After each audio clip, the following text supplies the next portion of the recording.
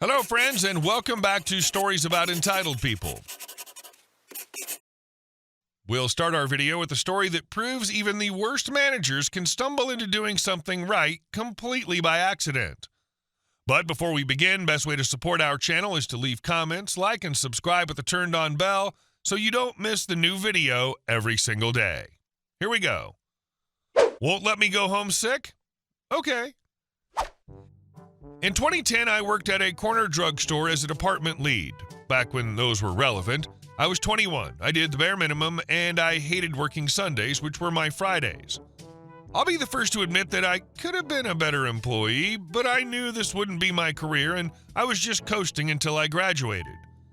Sunday, May 2nd rolls around, and I felt awful. I'd already not been feeling great. That Friday, I was a bit under the weather. When Saturday came around, I felt pretty okay, but then Sunday hit like a sack of bricks. About 2 hours into my shift, I asked my manager, Ryan, if I could go home. The guys at management despised me, so I wasn't surprised when this particular manager snarkily responded with, "You need to get someone to come in and finish your shift." Edit to add, this wasn't policy, he was just being a jerk about it because he didn't like me. Fine, no problem. I called one of my coworkers and she came in for me. My boyfriend at the time was working at a hotel down the street. We shared a car, so I went to his hotel to sleep until he got off work. I slept in the lobby for 9 hours straight. We made it home, and I started coughing up blood. My boyfriend forced me to the ER that night. I was diagnosed with strep and admitted to the hospital.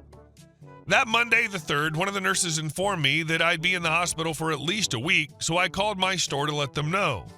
The manager I spoke with, Brad, hated me more than anyone else at that store. I told him the news.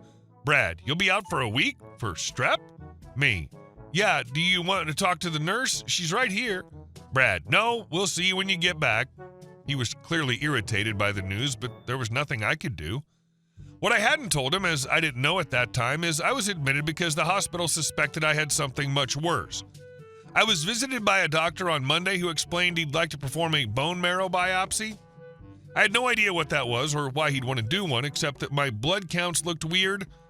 I had the procedure done and continued recovering from strep. Tuesday, May 4th comes, and the doctor from the day before pays me another visit. OP, we got the results of your BMB back. You have an aggressive form of leukemia that requires immediate treatment. We'll be sending you to a hospital in Big City to start chemo tonight. My world was turned upside down. I called my best friends, all of whom I worked with, and invited them to the hospital to share the news. One of my friends had a shift that afternoon and broke the news to the store. OP has cancer. I spent 28 arduous days in the hospital fighting for my life. My mom had visited my store a few times during my hospital stay and talked with my store manager, letting her know what was going on. My SM was very understanding and supportive. The other managers never said a word to me, my mom, or my friends about the situation. When I finally got out of the hospital, I went to my old store to pick up my maintenance cancer meds. As I made my way back toward pharmacy, bruised, bald, and with a bright purple PICC line sticking out of my arm, I turned down aisle 10, and who do I see? Ryan, stocking vitamins. "Hi, Ryan," I gleefully shouted. The look on his face was priceless. "Oh my God, OP, are you okay? How are you feeling?" "I'm great now, thank you. It's a good thing I left early that Sunday and ended up in the hospital, so they found the cancer." The whole situation was absolutely delicious. Despite everything I went through, the feeling of complete vindication when they had to face my cancer-ridden self was incredible.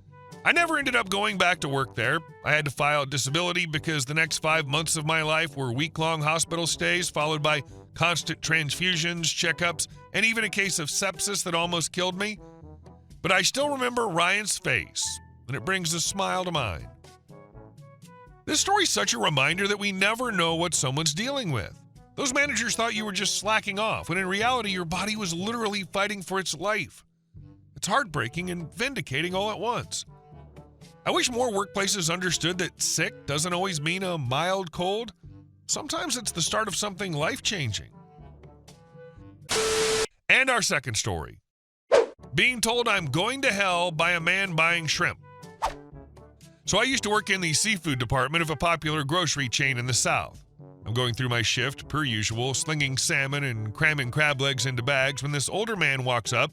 He's maybe 70. I'm 28 at the time. I do my usual greeting, seeing what he wants.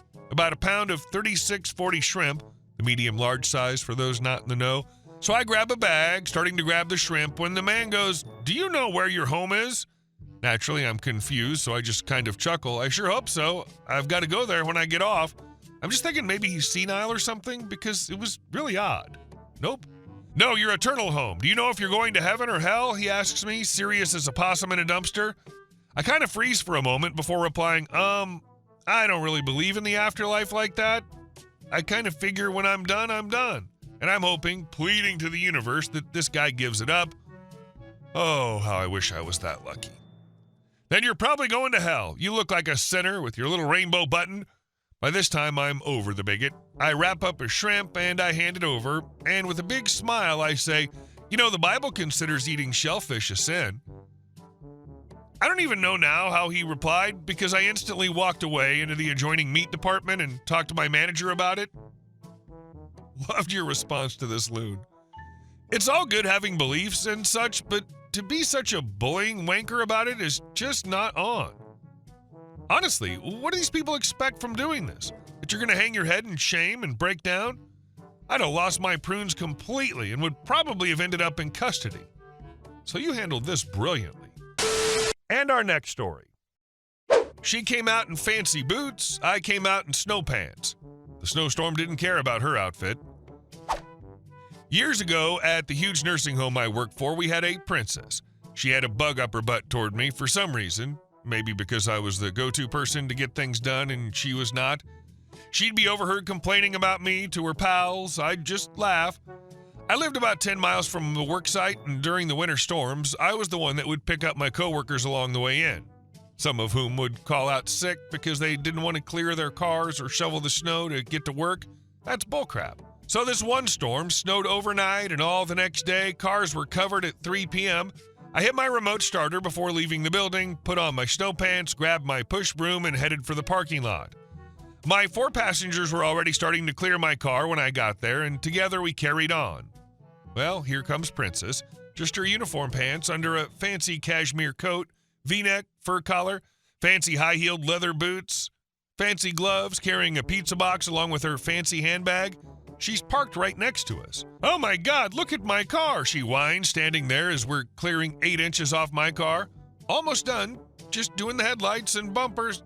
I stop and look at her for a moment in disbelief that she just realized it was snowing. "No worries, I'll help you," I say to her. My passengers are now banging off the snow brushes and getting ready to get in my car. Yes, I handed out snow brushes when we got to work. We all took them into the building. Useless if the brushes are in a car covered in snow. I take the pizza box from her hand and set it down on the snow-packed hood of her car. There you go. My passengers are peeing themselves trying not to laugh out loud as they pile into my car. I keep a straight face as I get in, leaving Princess standing there with her mouth open. She found another job somewhere about 6 weeks later. The poor thing. Snow on her car. Someone should let her overhear that the best way to clear ice from a windshield's with a cup of very hot water. Don't anyone tell her that, though. It's a bad idea. Let her overhear it and decide to try it herself, not having heard the "don't do that" warning. She's also probably one of those people who hits the wipers, then drives out with the car covered in snow, blinding everyone behind them for the next 15 minutes. Urgh. And our last story. We kept getting gas stolen, so I set a trap. If you'd told me a month ago I'd be typing this, I'd have laughed, but here we are. We'd been getting hit for months, gas siphoned in the dead of night, the sort of petty desperation you see after a price spike and a few people going quietly feral. My street in Ridgefield had been hit twice. A buddy shared that meme, you know the one, leave out a gas can full of sugar water and let Darwin do the rest. It was funny in the group chat. Then my wife and I started watching the camera footage from our porch and saw the same covered pickup roll past at 3 a.m. twice, the driver shining a flashlight into yards. I didn't do anything explosive or illegal in a violent way. I wasn't trying to poison anyone. I filled a red plastic can with something that looked like fuel from a distance, sugar dissolved in water until it was syrupy. It looked like gas in low light. I left it on the curb, bright and obvious, like a fat, stupid target. I didn't plan a trap so much as I wanted a thief to walk off with something they didn't earn and get whatever consequences nature and machinery would hand them. I now know that's an immature moral hazard. Cameras caught the run, pickup eased in, 2 guys hopped out, one grabbed the can, chucked it in the bed, and they drove off cracking jokes. I watched the footage, felt oddly vindicated, and went to bed.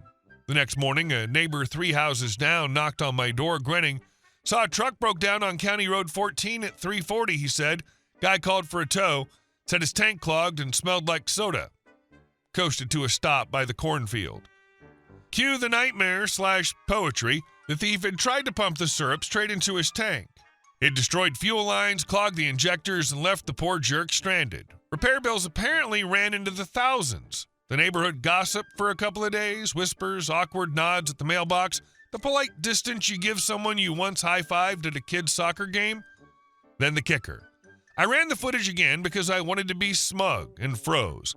Guy in the passenger seat, the grin I'd exchanged at barbecues 2 summers ago. The driver, a dad who coached my son's t-ball team. The guy who waves every morning before work. That's the person whose car I'd seen being towed down the county road. Pride curdled into a weird, heavy guilt. The theft was a crime. The neighbor's response to it was his own decision, but I'd left bait knowing full well it could damage property. In a different jurisdiction with a different judge, someone could have argued I'd set a trap intending damage.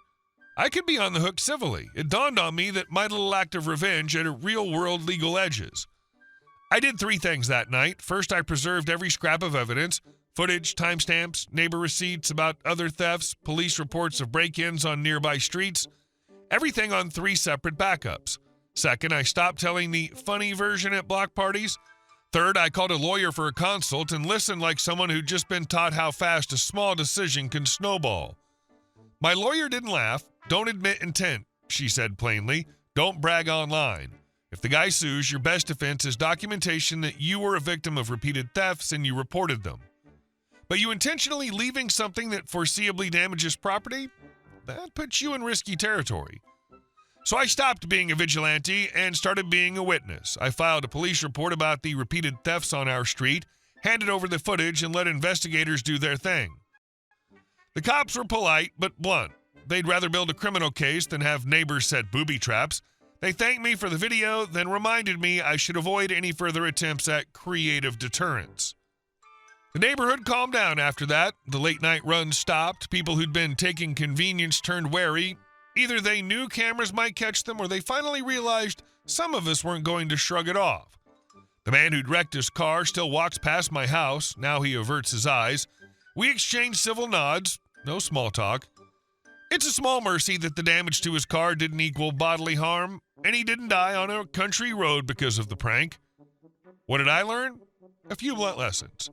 Petty escalation is a short, satisfying trip to long-term regret. I got a tiny revenge win, but opened up legal and moral risk. If you want thieves caught, be a witness, not a saboteur. Cameras, timestamps, and police reports are boring but safer. Talk to a lawyer.